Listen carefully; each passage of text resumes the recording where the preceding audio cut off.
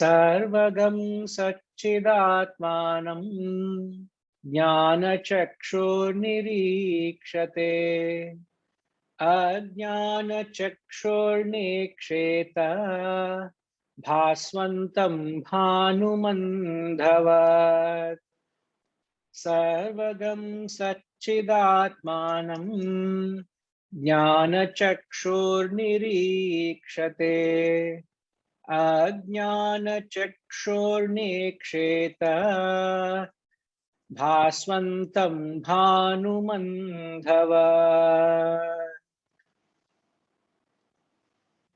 The all-pervading Atman is perceived as existence, consciousness, by the eye of wisdom. Now mark the construction here. He says existence and consciousness. The eye of ignorance sees not, as the blind sees not, does not see the resplendent sun. Bhaswantam Bhanumandhavat. The all-pervading Atman is perceived as existence and existence consciousness by the eye of wisdom. Jnana Chakshuhu. The very famous usage in the scriptures. The eye of wisdom is akin to your spiritual wisdom. Thanks, Ma. So the eye of wisdom, which is known as the Jnana Chakshu. Chakshu is the eye, and the Jnanam is the wisdom. So the eye of wisdom, Ajnana Chakshu, eye of ignorance. It's just the opposite. Don't take it literally that there is an eye. But when they say eye, our wisdom is symbolized by a third eye of Lord Shiva, where you gain a different perception. You look at the world from a different perspective, from that angle of vision. The angle of vision is from that wisdom. So what is that eye of wisdom? You perceive the eye of wisdom. With the eye of wisdom, you perceive the all-pervading Atman as existence and consciousness. Now, how do you justify? Why does he say existence and consciousness? Simple things, sir. Wherever there is jnanam, which he connects it to the eye of wisdom, wherever there is jnanam, there are two things that's required. Wherever there is knowledge, there are two essential elements. The two essential elements for any knowledge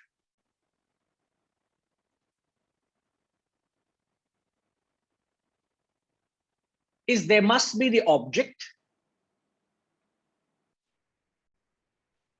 I repeat, for any knowledge, there are two essential elements. One is the knowledge, one is the object.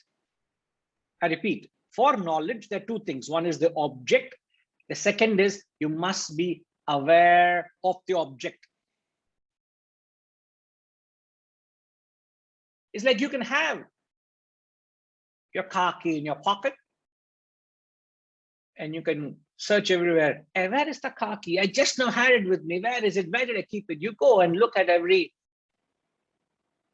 shelf. You go and look into that room where you just visited. Have I left it there? Until you realize, you just start, last thing is you check your pockets. I just left in the pocket. The object is there, but you're not aware of the object. Similarly, the Atman is all pervading. It is everywhere. It is always there. But the problem is you're not aware of it. Why are you not aware of it? Because Ajnana Chakshu, because of avidya, because of ignorance, you don't have the eye of wisdom. You have the eye of ignorance. Because of the eye of ignorance, you do not have the knowledge of the ever-present Atman. But the moment you gain the eye of wisdom, what happens?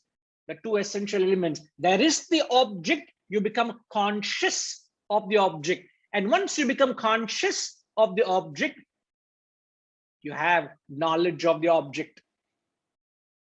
Isn't it? It's just simple fundamentals. There's nothing high-flown philosophy. We don't have to speak high-flown philosophy. You don't understand that the object is the car key, knowing or not knowing. The moment you know it, you become conscious of it. The moment you do not know it, you're not conscious of it. You're in the realm of knowledge or the realm of ignorance. So he puts it poetically by saying the eye of wisdom or the eye of ignorance. Now, how does one gain the eye of wisdom? The eye of wisdom is gained through the integration of your head and heart.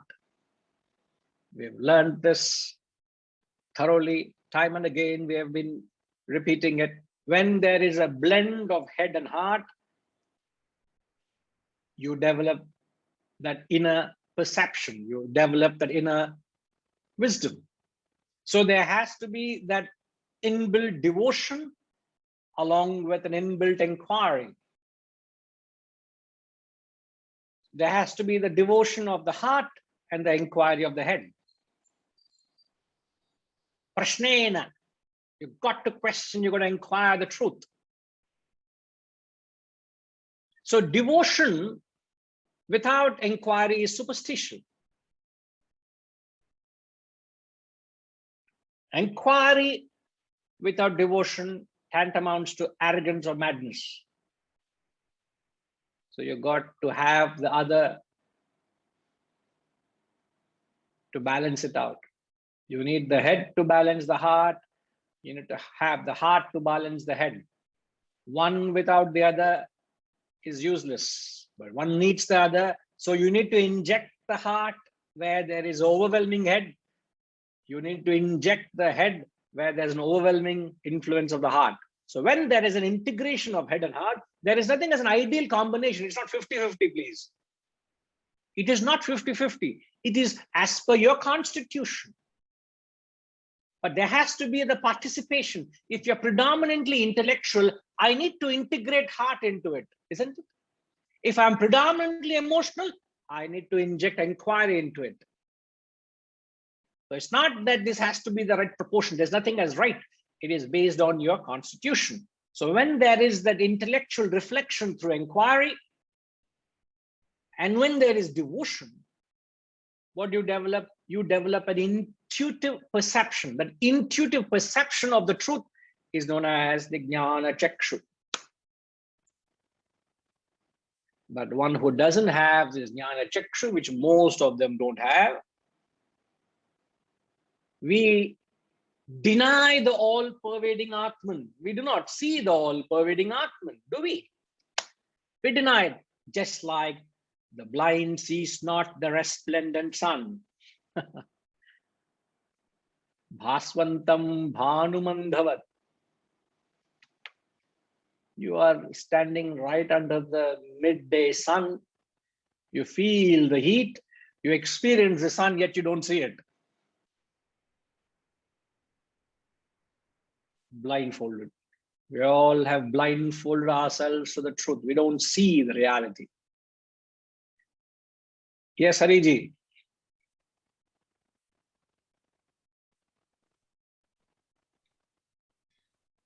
Guruji, I understand when you say the integration of head and heart, but why is it called?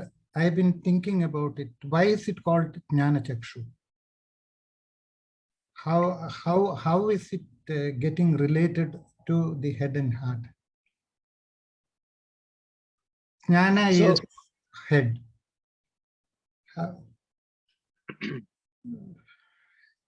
I've been trying to understand it since many days. I have some problem in understanding that. Can you help me? You need to inject little more of devotion, you'll understand. Okay. No, I'm just kidding. It could be. No, I'm just kidding. See, the question is, how is the integration of head and heart related to the eye of wisdom? Yeah. Is it what you're asking? Yeah. how it is getting correlated with the integration of head and heart. Why is it called Jnana Chakshu? Jnana is okay, head. Sir, why is it? Because it integrates your entire personality. Okay. It is not an overwhelming influence of one over the other, because as every human being has got essentially the physical body, the mind and intellect, isn't it? And only when there is a perfect harmony between the head and heart, your actions are perfect from a relative perspective. Otherwise, if there is a tug of war between the head and heart, you will always feel sinful, isn't it? If your mind alone wants to do something without the participation by the intellect, you feel sinful. Yeah. If your intellect alone participates without the mind feeling for it, you feel incomplete. Yeah. So even a mundane experience where there is a participation of head and heart, it brings about a holistic experience, a wholesome experience. So you need to use the avenue of the head and the heart. These are the instruments, these are tools we have to reach to the self. So the experience of the self is captured through the instruments of experience, which is the head and the heart. Body is just action. In fact, when head and heart integrate, then your action, then you become active. Your action is perfect. So why is it called integration brings about the eye of perception or the Jnana Chakshu? If there is no integration, then there's no blend. It's either, as I've said, when devotion alone comes in, it tantamounts to superstition, it tantamounts to fanaticism. So you don't see the truth, do you? No. But if it's only intellection, it amounts to arrogance.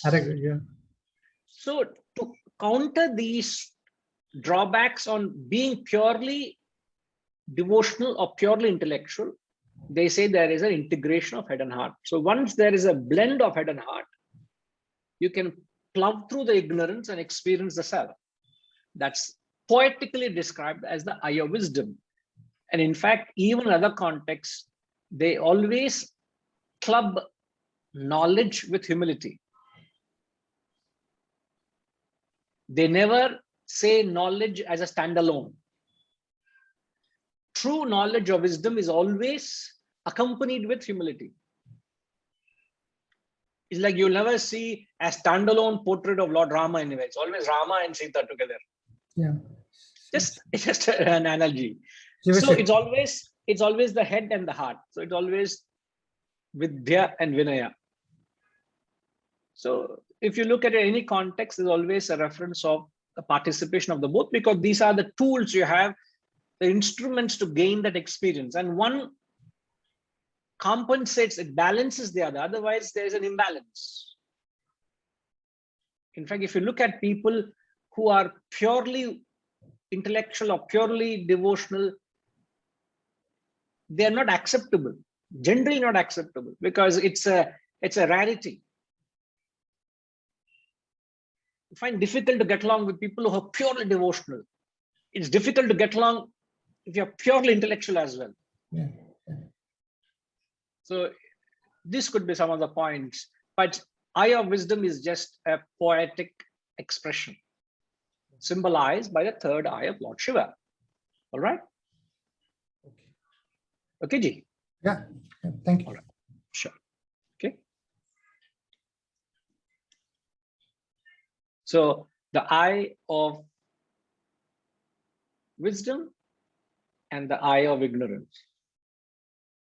A beautiful construction. Jnana Chakshu, Ajnana Chakshu. Like the blind declaring there is no sun on a midday. How foolish. How shallow. How blindfolded can that be? Right? Hmm.